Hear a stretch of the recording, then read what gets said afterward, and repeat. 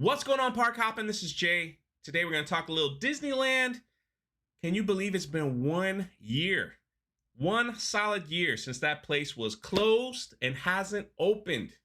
Nothing, not a zip. We were talking about it on the live stream Saturday that I was at the Magic Kingdom last year in Orlando before it was shut down because of the pandemic. And I recorded the fireworks display. It was the last time a fireworks display happened at Disney. And we didn't know what was going to happen. I remember that day. Oh my goodness. I remember like calling Jeremy and was like, should I go? Should I not go? And we didn't know what was going to happen. We didn't know what to expect. We didn't know what we were going to see. Like, people were afraid. And I will never forget that day because that was the only time in my lifetime, going to theme parks, that I went to the Magic Kingdom and I rode, because it was so empty, I rode every single ride that I was allowed to ride that day. Because in my mind, I'm thinking, we don't know when it's going to open again.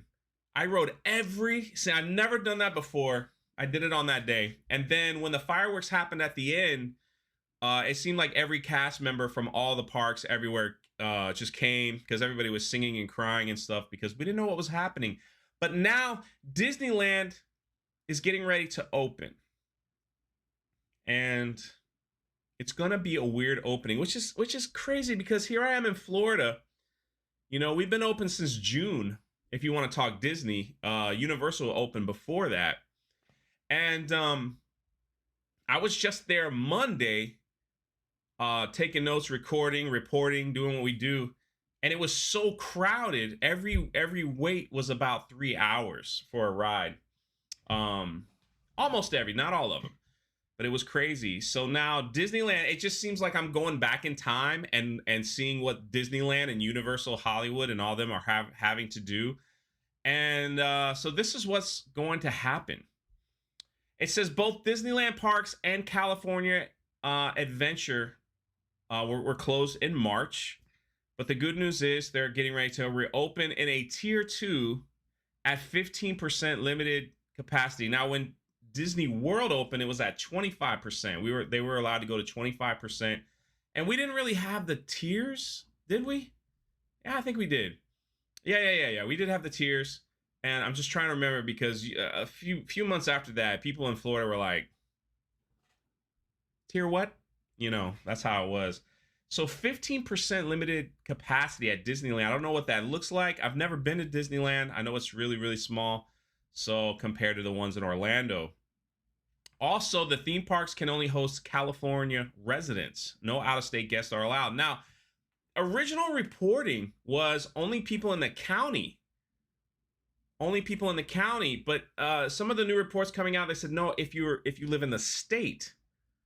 So please correct me in the comment section below. I can't get clarity.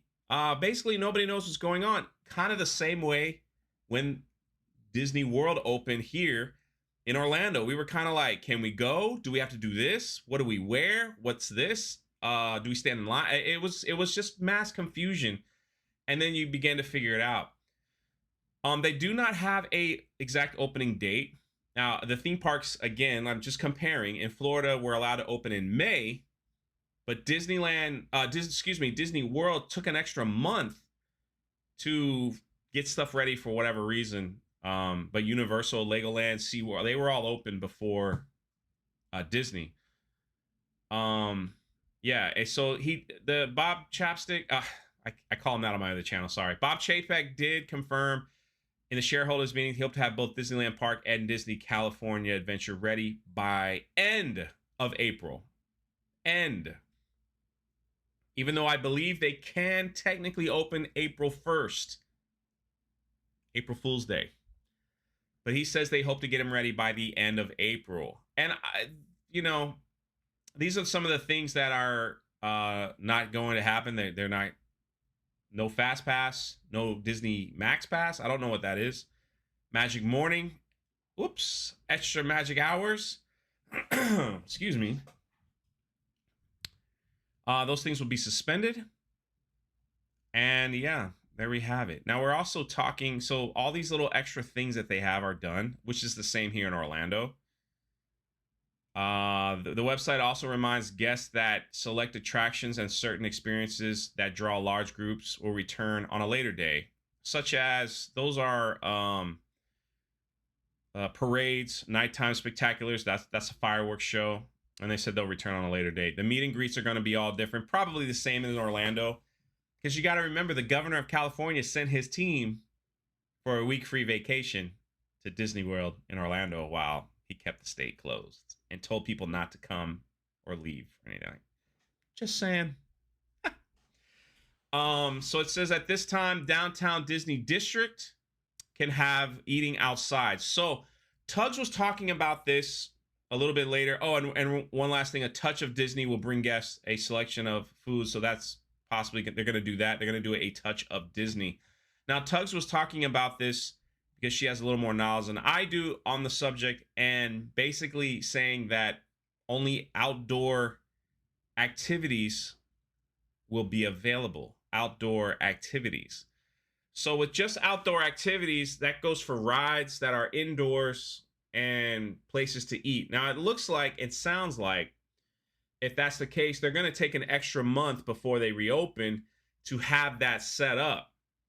That's what Walt Disney World in Orlando did. They took once they got like the guidelines, they took an extra month putting in like plexiglass, all that stuff like that, which Universal kind of opened and had some spacing, the social distance spacing, but they also kind of did things not on the fly, but they were just learning as we were learning. Disney opened up and they had a lot of things in place. They're still adding, like I was just on the monorail. They just added dividers on the monorail. Normally they just packed you in and you just sat. And different things like the Skyliner. If you're a party one, they just put one person in. Same with some of the rides and stuff like that. But they are putting in dividers, like a terrible experience now, which is the Smuggler's Run ride at Galaxy's Edge with the Falcon. They've now put plastic dividers in around each seat. So if you're not sitting in the pilot, you literally have to watch the ride through a plastic divider where people have touched, possibly, or smudge. I get it. Safety first, always safety first. But it's just weird. Like you sit there with a divider, but then you get up together and you walk out, But then when you sit in a ride, divider, but then, so I don't know. They're just complying with what needs to be complied. I do believe that Disney is planning a little bit different than Universal as far as the long haul term goes. Maybe they're planning just in case, God forbid, something happened again and it gets revved up and they're like, hey, look, we got all these extra stuff, because Disney has a lot of extra stuff in place that other theme parks don't. For example, Legoland, you go there and they're like, if you're outside, no masks, have fun. Just kind of keep your distance. They want you to put masks on when you're eating inside or riding a ride. I don't know why. That's just what they do. Neck gaiters are allowed on every theme park except for Disney. Disney wants the ones that go behind the ear, or you could have a rubber band strap that keeps it covered that way. So yeah, look at Barstool Sports with the LeBron James as a commercial. That's pretty funny.